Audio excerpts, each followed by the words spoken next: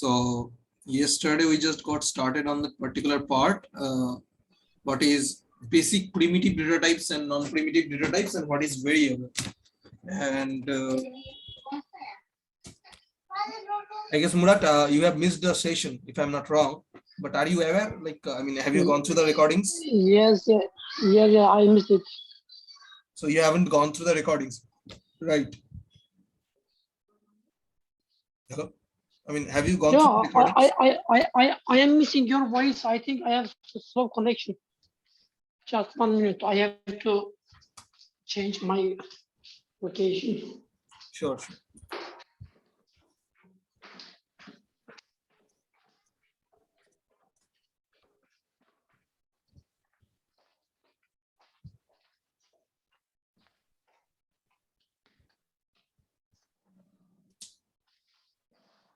Okay. Yeah, I was saying like, have you gone through the recorded sessions or like not yet? Then in that case, I will take a review. I couldn't understand you. Which session? I mean, previous session, yesterday session, have you gone through? No. Okay, in that case, let me take a review kind of thing of the session. Otherwise, it will be difficult for you to get, I mean, to continue. So I was saying like yesterday, like it is at the part of the admin. No, it's development. Totally new part start. You can check over there as well. One session has been taken. Did you start with the developer? Yes. I missed it. Sorry. Okay, not much. The very big thing has been taken, but still, it is a basic thing. So I mean, I will recommend you to complete those things as well. So before Aikut is joining, let's get onto those things because you have missed it, and without that, we cannot continue further.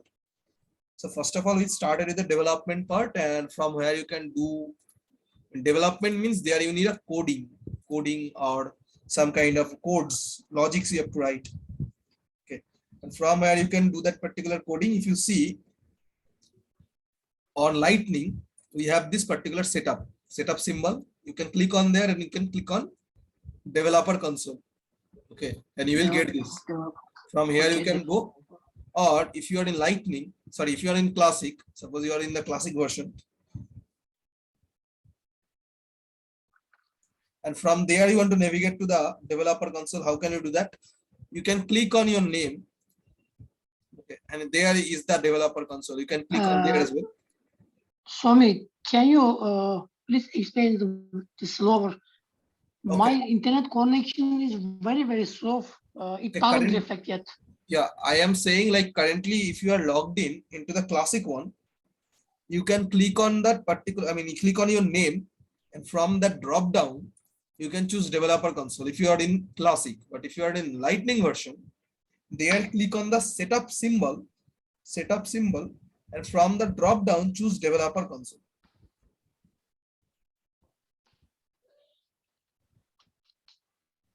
See, the developer console will open. I'm simply what I am doing, I'm just copying the link and opening on the side, right side of my same browser.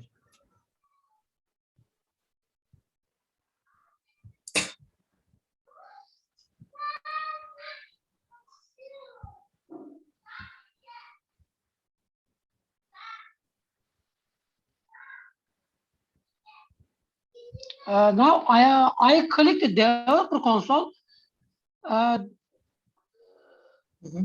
open the developer console, but anything is. Does it looks like this?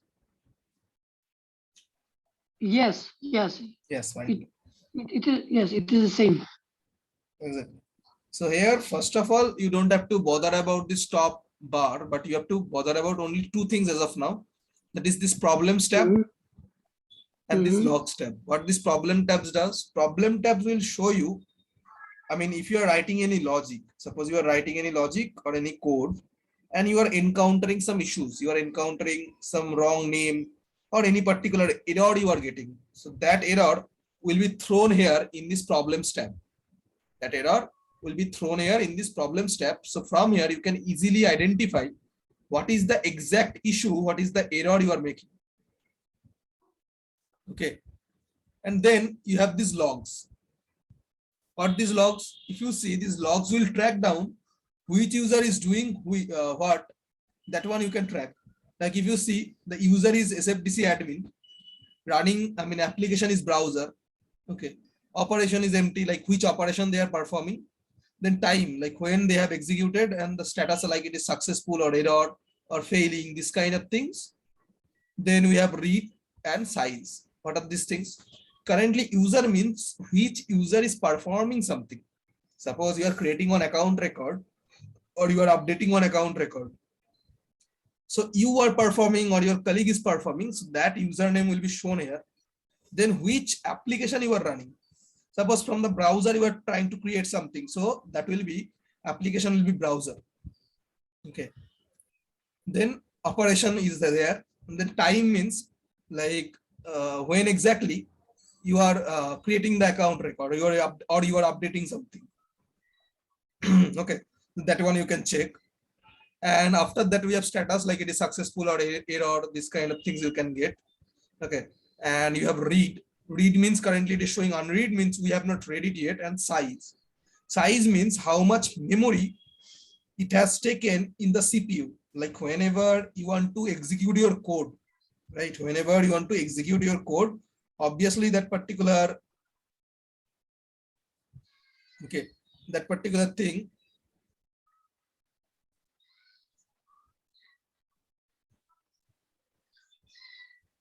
I mean, is going to take some memory in your CPU, in the cloud CPU, right?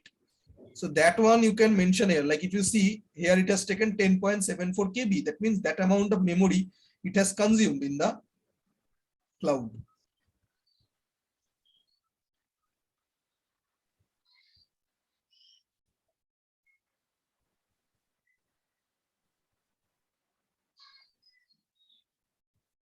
Are you getting me? Yes, yes.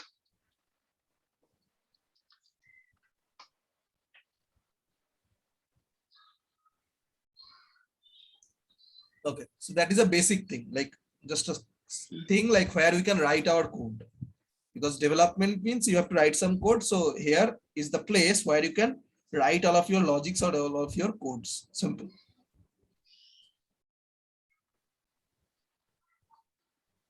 Before starting, what kind of codes we will write? Yeah, that's what I'm going. Like that's where I'm going. So I cannot explain you everything in detail, because those things will be seeing everything eventually along with time. But here you can write some codes. What kind of codes? Like that one you cannot perform as an administrator. Which language we will use? Exactly. So here the Is there any language is Apex. Language is known as Apex. And Apex is a object oriented programming language.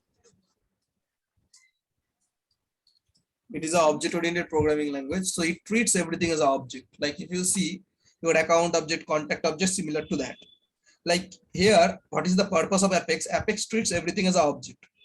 Okay. So what will happen? It will be very much easier. Like it is treating, suppose, a human as an object. A car is an object. So whenever it is treating a human as an object, that means what? A human is an object. That means a human has different properties, like two eyes, two legs, right? Two hands, right? So these are what? These are the properties of the human being.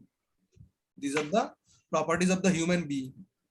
Okay, similar, like if you see you have account objects. So in the account, you have name field, rating field, industry field. So these are what? These are the different properties of the account object. Or you can say these are different fields under account object. Similar way, whenever I'm writing a particular thing, Apex treats everything as an object. So it is an object, and that object has different properties in it. So properties and the term fields both are almost similar.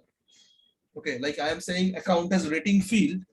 In the development side, we can also say it is a property under account object. You can also say it is a field, but you can also say it is a rating property of the account object. This way you can treat.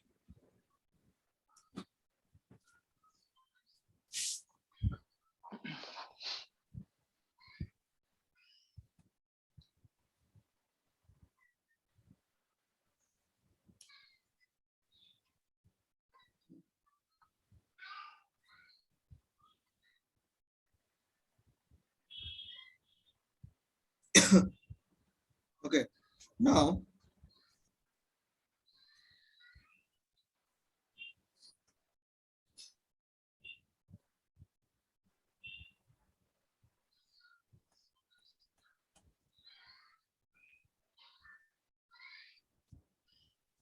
Apex is basically an object-oriented programming language, and then here in Apex, first of all, we have to be aware about. So what I said, Apex treats everything as an object. That's why it is known as object-oriented programming language. Now talking about first thing that you have to be aware about, that is variable and data type. First of all, what is variable? Variable is nothing but container of data. Suppose today you are going to cook one item, you want to cook one dish. So for that, what you do, you put different items in different containers. You put chicken in a container, you put garlic in a container, you put onion in a container. Okay, you put chili flakes or something, other items in different container before mixing it together. That means inside of different container, you are putting different items. You are putting different elements in it, right? So that's what known as variable. Like here, a variable means in technically, if you see variable is container, and what it will contain? It will contain some data or information.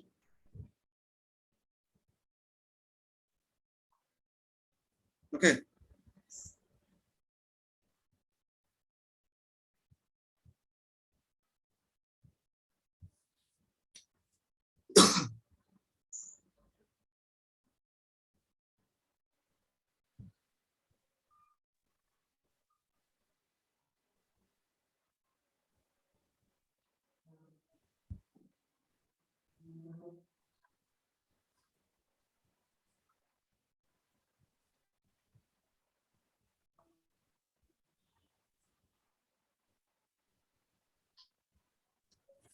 Okay. Container of data. Now, whenever I'm talking about variable, you have to be aware about data type as well. And data type means type of data. What is the kind of data? What is the type of data? And it is of two types: primitive data types and non-primitive data types.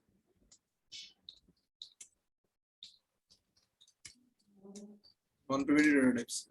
Primitive data type means since the first programming language was invented, maybe the first programming language was COBOL, Pascal, or maybe C language before. I mean, prior to C also some languages were there. Since the first programming languages were created, these variables, since the first programming language was created, these particular data types are being used. Okay, and what comes under primitive data types? Integer, like any integer number, 0, minus 25, 256, 100. I mean, any number that is not having any fraction. Any number that is not having any fraction. So that is integer. Then we have decimal that will contain only fractional value, like 20.3536 minus 85.63, 365, like this. Then we have Boolean, and Boolean has only two value, true or false. Then we have string, and string is basically containing some kind of characters. Like I can write President of USA. This is a word, or some kind of, I can write alpha 23. So this is what it is, a combination of letters and character. I mean, letters and numbers. So letters and numbers.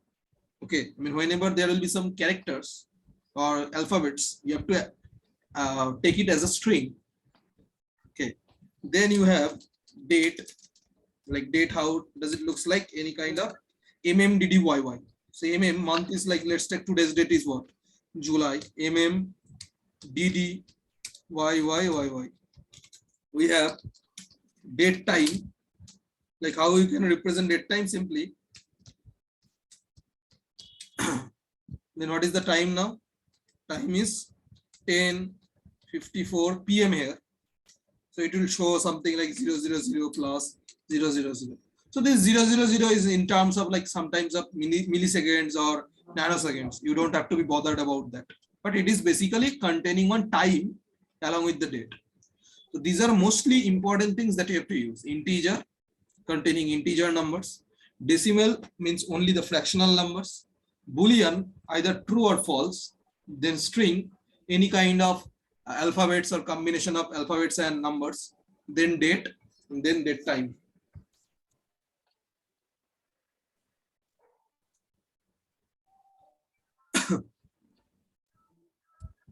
Okay, so these are primitive data types. What are primitive data types? Since the first programming languages were created, since that time, these things are getting used by users, by developers like us. Okay, and what is non-primitive data type? Non-primitive data type means for our usefulness only, this has been created for later, I mean, in later time to make things more easier. Okay, and under non-primitive data type, we have a lot of things that we will see later. Object, array, list, set, map. These things we will see later. Okay, non-primitive data types. So first of all, we will see about data type and how to write a particular data type, or how to write a particular variable, I will say better. So whenever you want to write any variable, you can simply write like this: data type, variable name, then the data you want to store over there. And after that, you have to write semicolon. Semicolon means like end of a line. Like whenever you are writing a sentence in English, what do you do? Whenever, I mean, how you declare it is the end of a line by using full stop. Similar way in programming language, if you want to mention the end of a line, you have to give semicolon over there. Okay, and how to write a variable? Data type space variable name, then the data you want to store. Okay, and here the variable name, it has to be only one word. It cannot be multiple words. It has to be always one word. So keep that in mind as well. Okay, variable name always has to be only one word. Now let's write some variables. Where I can write my variables, where I can store some data in my variables. So first of all, we'll start with the debug. You can click on this debug. From here, you can click on this open execute anonymous window. Okay, so this is your anonymous window. From here, we'll start writing our logics. Yes, Murad, are you saying something? Yes, yes, sir. I mean, are you saying something? No, no, no, no. I am confirming you. Yes, yes, and no. Okay.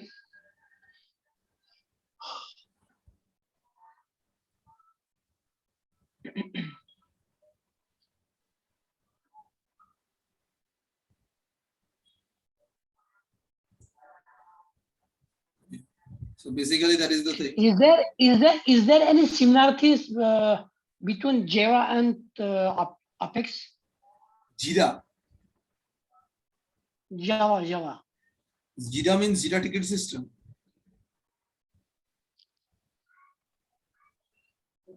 Are you talking about JIRA?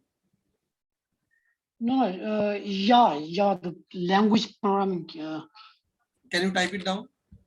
Can you type it down in the chat window? Just one moment.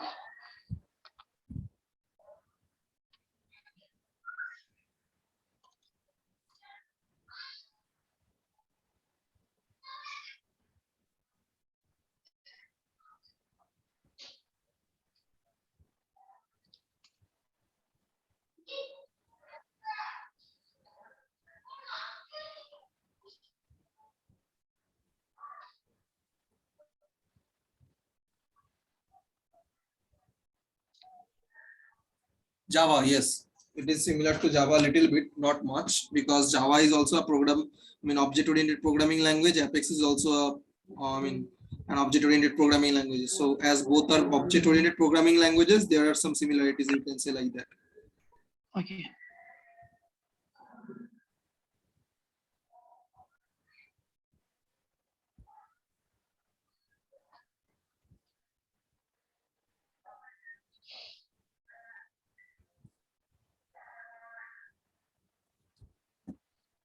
Okay, so here first of all we'll write some of the codes.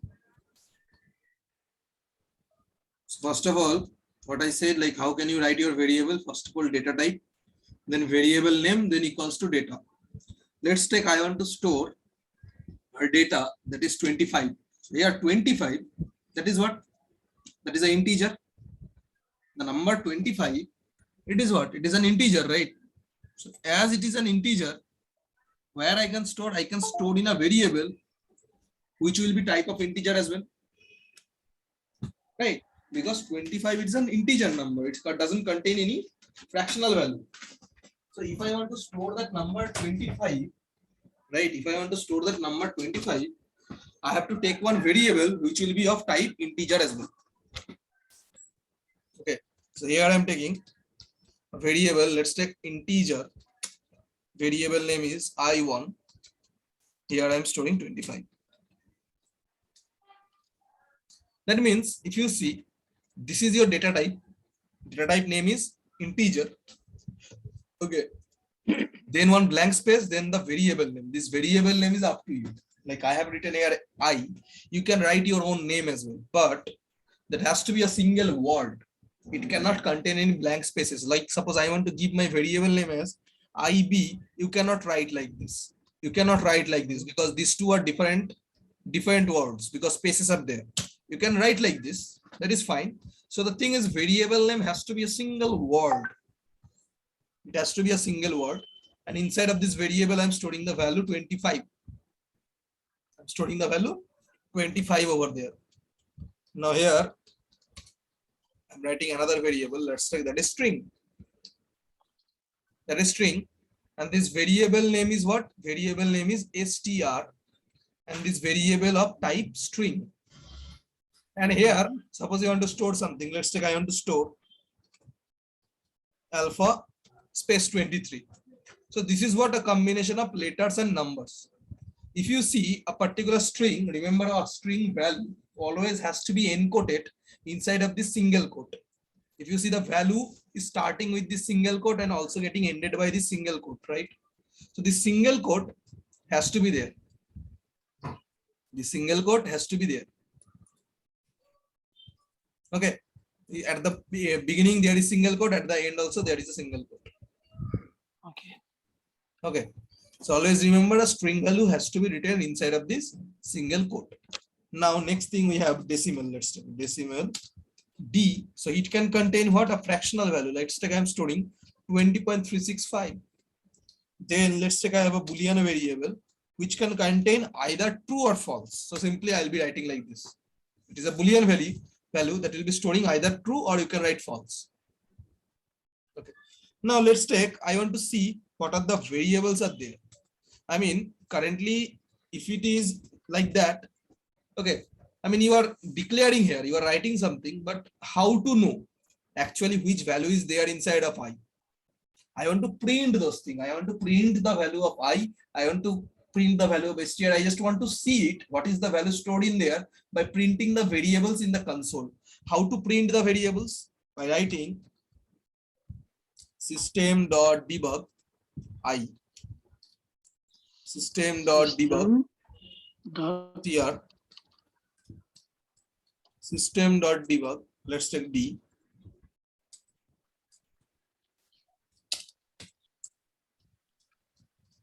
System dot debug B. If you see here, I am printing the variable I, str, D, and B.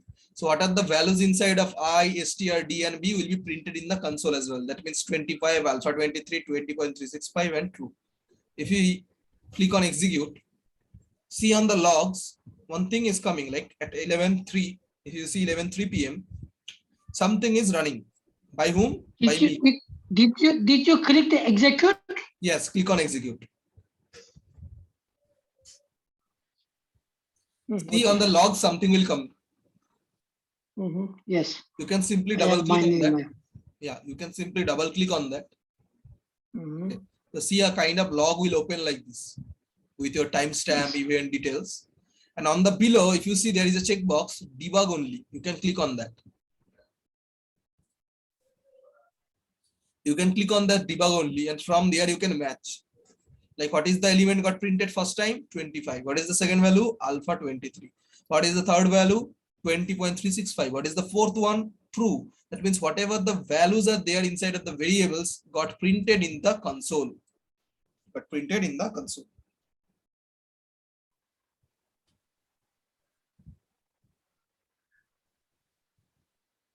Okay, it is very enjoyable, by the way. Enjoyable. Yeah, it is enjoyable. Good. Then that's good. If you are liking development part, that is quite interesting. And here, so that is the thing. You can simply print this out.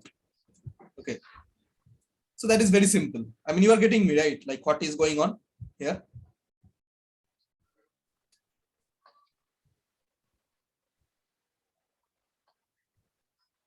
Sorry?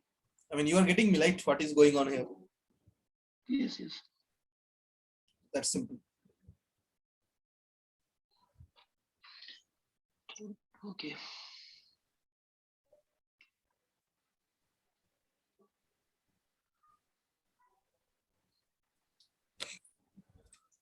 Now what I want, let's take, I am declaring here two integers. Integer I1 and integer I2. Let's take here I'm writing 26. And I want to add this I1 and I2. I want to add this I1 and I2. So if you see you are adding two integer, what is the outcome? What is the outcome of I1 plus I2? 25 plus 26. Here in the I1 you have 25. Here in the I2 you have 26. What is the addition? It will be 41. Sorry, it will be 51. Right. So if I print I, outcome should be 51. So if you see this outcome, it is also an integer. So that integer value I am storing in another variable of type integer. Variable name this time is I. Okay, one thing, another thing you have to remember, like the variable name has to be always unique. Variable name always has to be unique. Like if you see all the variable names, I'm giving some unique names. Okay, here, by the way, what is the outcome of I should be? It should be 51. 51. Okay, 51. Okay, instead of clicking on this execute directly, what you can do, see beside of this execute, you have a checkbox, open log. You can check that one. And then you can click on execute. So what is the benefit will be? Automatically the log will open. See, automatically the log is opening. If you check on this checkbox, open log and click on execute, automatically the log will open. Then from there you can check on debug only and you can view the outcome. Outcome is what? 51. 51 is our outcome. 51 is the outcome. So here, what is the value stored in I? I value is storing 51. Now, is it possible to change the value of I? I mean, suppose a variable is already written. Can I change the value of that variable? Yes, you can. How can you do that? Simply, see here, the variable I is already declared. So what I am doing, I am trying to insert another value over here. Let's take, I want to insert 20. I am replacing, I want to replace that particular 51 with value 20. If you try to execute, this will give you error. See, duplicate field I. Remember, first of all, a variable name cannot be duplicate. But if you want to override the value, like previously the value of I was 51, now I want to override the value of I that is containing 51 with the value 20. In that case, no need to write the data type again. Simply write I equals to 20. Why no need to write? Because the variable is already declared. I have already declared my variable I is of type integer. So no need to write the variable data type again. You can simply pass the value in the variable as the variable is already declared over here. Like I of type integer. So as it is already declared, you can simply pass the value. And if you see here, the outcome was 51. Now I am replacing the value of I with 20 and I am printing. If you execute, debug only. Check what is the outcome here. First of all, 51. Then after replacing our overwriting, after overwriting, it is 20. Clear?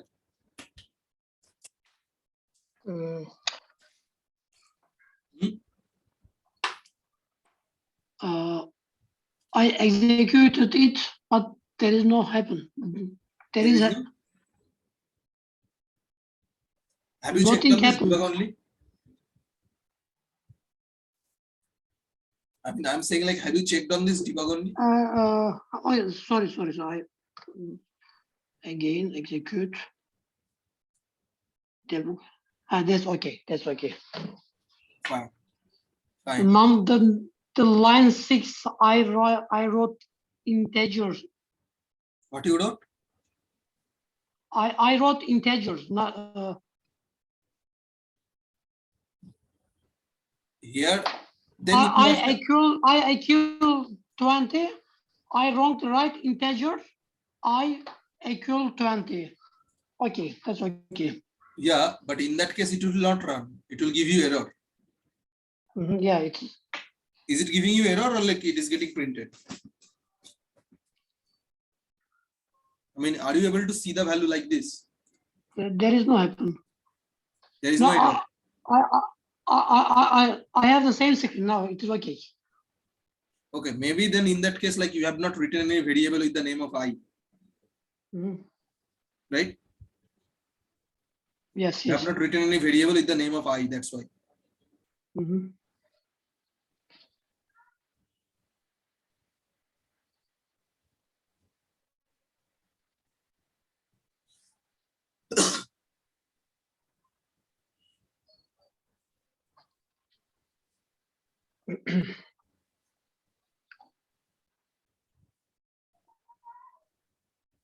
That's simple.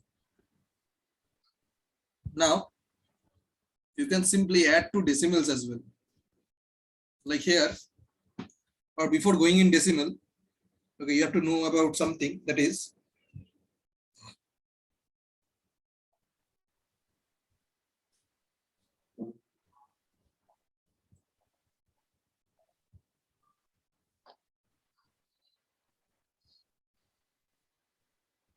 okay.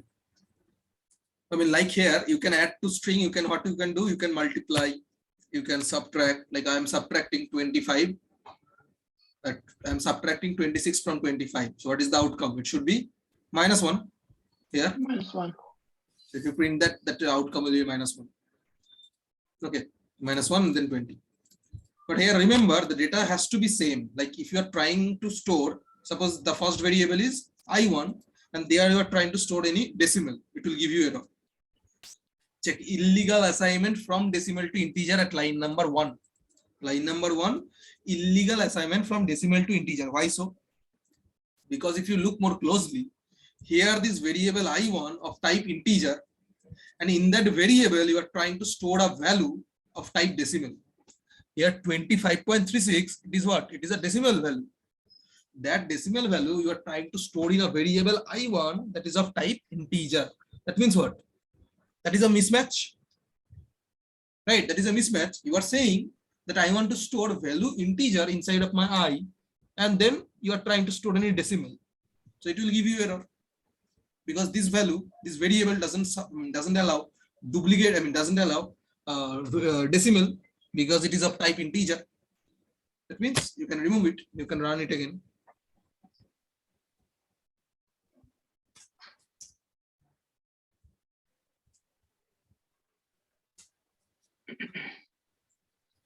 Okay, next, this is the one. Now here, suppose I want a part of the code should not be executed. Like here, you are seeing here this 20, and I want this value, this 6, line number 6 and 7 should not work. Whenever I'm clicking on execute, I want that this particular 2 lines will not be executed.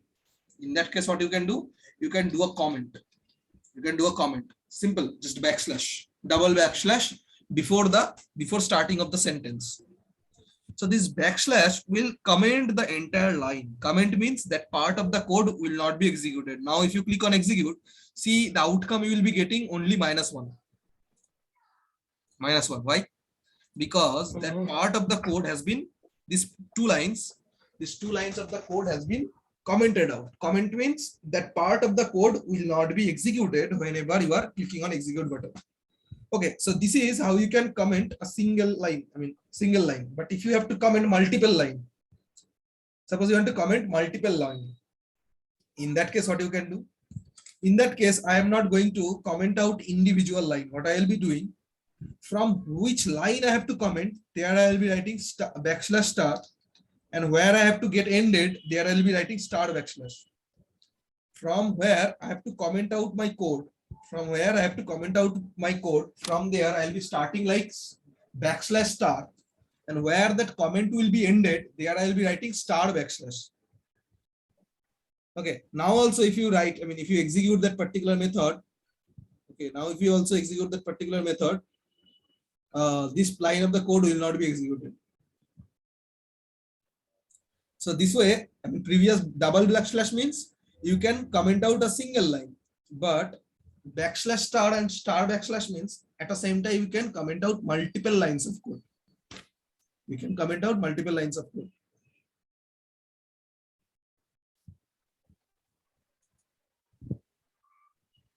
Okay. This way you can comment down your code as well. Now,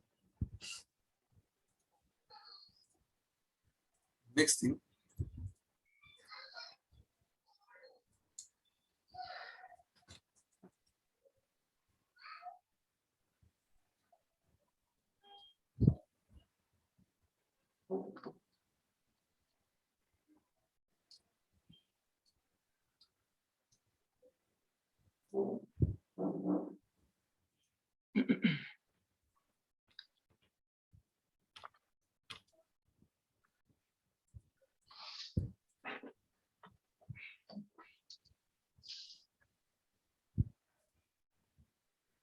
Now next thing, like how to add two strings. Like I'm writing, suppose string str1, this str1 is a variable, and here I'm writing president of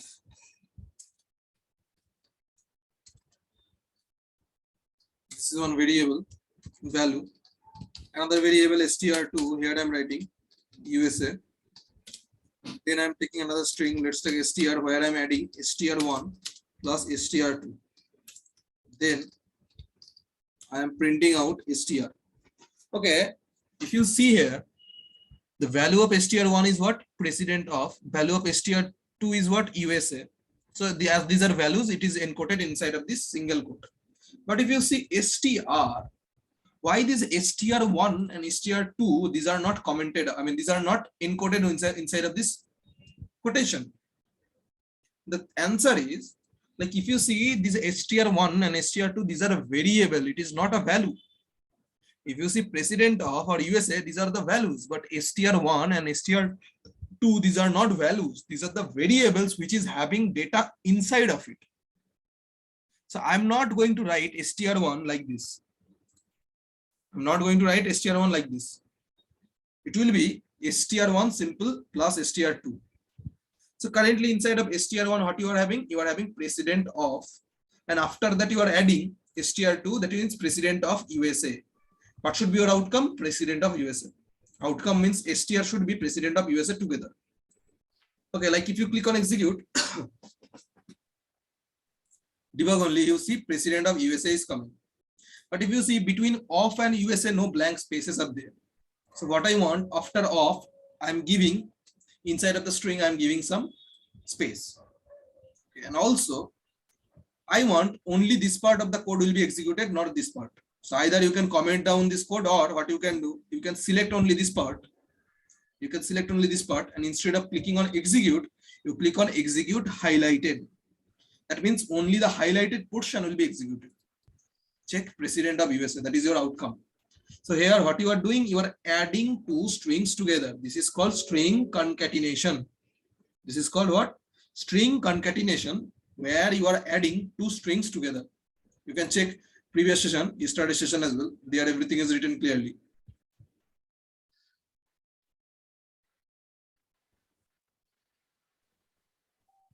Okay, here everything is written. Now another thing you have to be aware, like it is a string concatenation because you are adding two strings. Now talking about, suppose here my variable I1 is 25 and variable string 1 is 25 as well. Let me comment down this one. Now here I am adding string 1 with I1. Here what is the value of string 1? 25. Here what is the value of I1? Here also 25. Can you tell me what will be the outcome? Murat, any idea? String was 25. String 1 is containing what? 25. I1 is containing 25 as well. What should be your outcome? You can guess, no issues.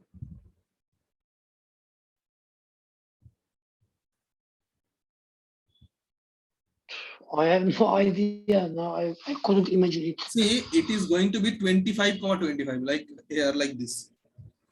Here's what is the value of string 1? 25. What is the value of I? 25.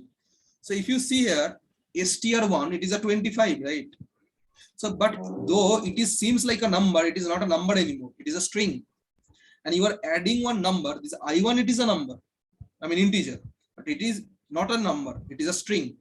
So whenever you add one string with a number, the outcome will be number itself. So here 25 will be your outcome.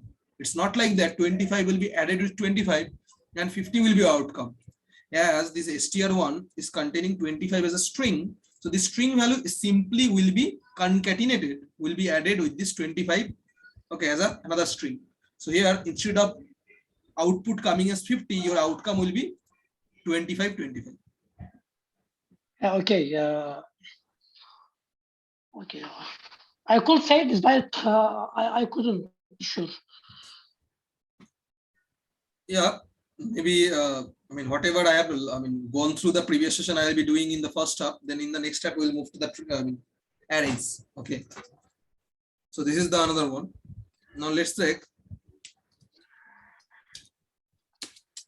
I am having 20.56, or let's check 20 only. Decimal D2. Here I am 20.36. And let me write 20.32. And then I am adding two values, D1 plus D2.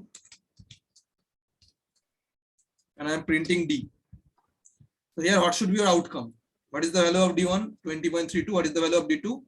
25.36. So your outcome should be 45.68. 45.68. If you click on execute, the outcome should be 45.68. Here you can see 45.68.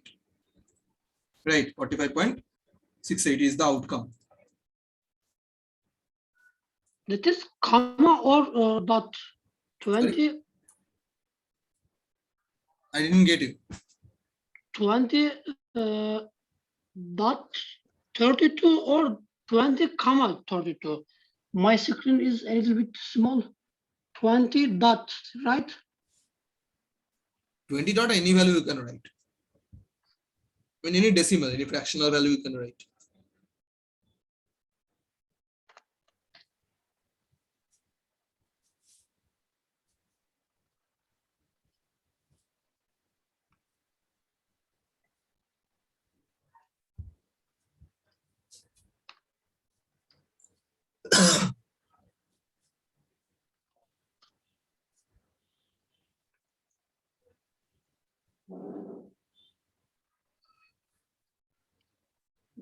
Okay. 20.32. You've got it, right? What is you are still doing? Okay. Here, suppose instead of adding one decimal with one integer, what I am doing, I am adding D1 with I1.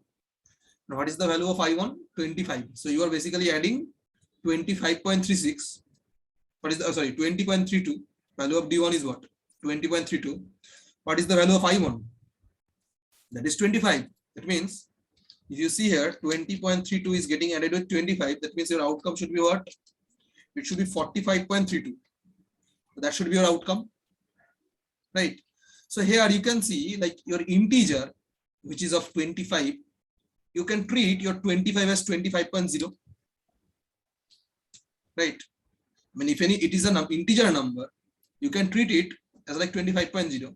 So if you click on execute, it should give you 45.32. Check here, 45.32 is giving.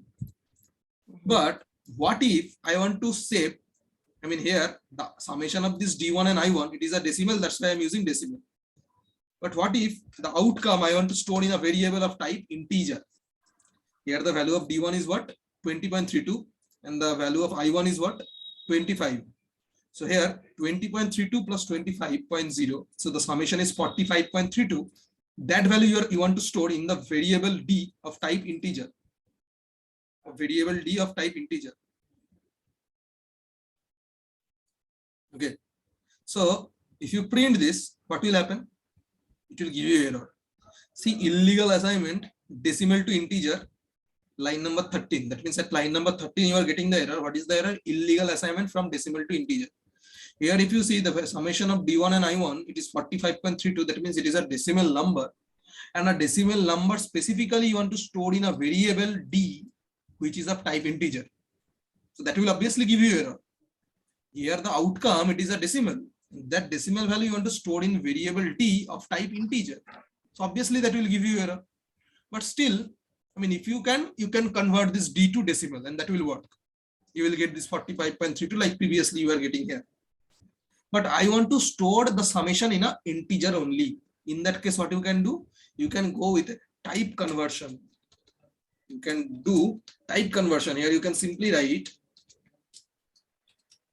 integer. That means, what is the summation of this D1 and I1? 45.32. So whenever you are doing this type conversion, this is called as type conversion. And this type conversion will convert the 45.32, which is a decimal, into a integer. That means this 0.32 will be lost. Because you are converting a decimal into an integer. That means what? This 0.32, it is lost.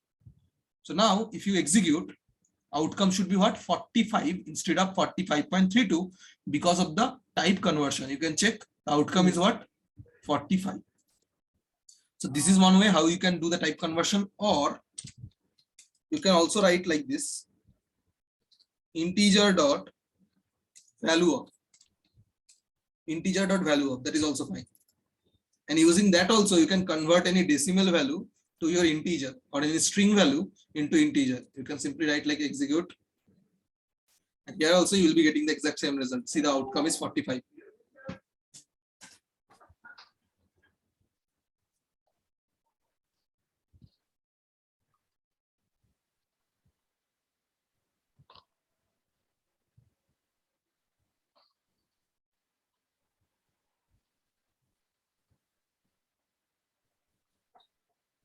Now tell me, is it clear? Yeah, it's clear.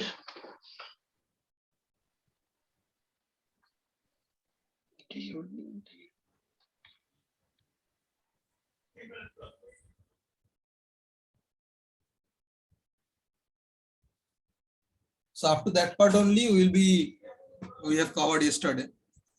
Now I think we can take a 10 minutes break and we can get started again. Okay. Okay. And the thing is, like, next one will start with the non-primitive data types. That is, your array will start on. With array we will get started. Okay. Okay. Array. Okay. Yeah, you are saying something, I guess, Murat.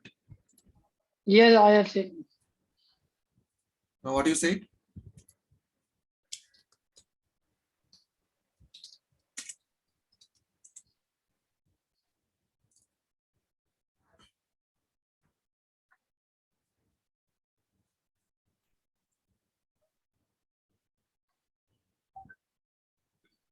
You are making a string.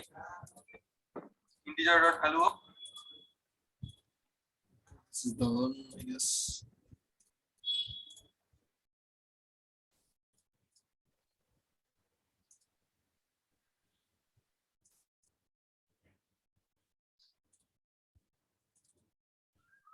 How many hours, how many weeks are you planning to? Sorry? How many weeks do we get developer part? Development part will take some time.